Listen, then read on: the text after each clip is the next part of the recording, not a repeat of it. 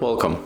If you want to use split screen in your DOOGEE X55, for the first you have to open a few apps that you want to use in the split screen, right?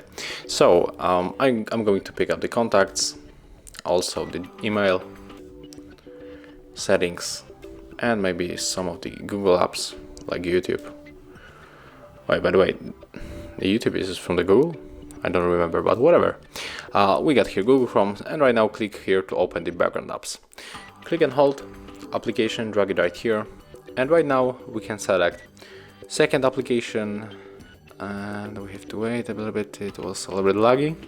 Okay, so let's pick up settings, for example, and that's how we can enter the split screen and the smartphone.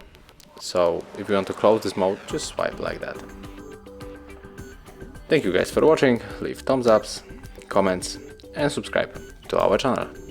See ya!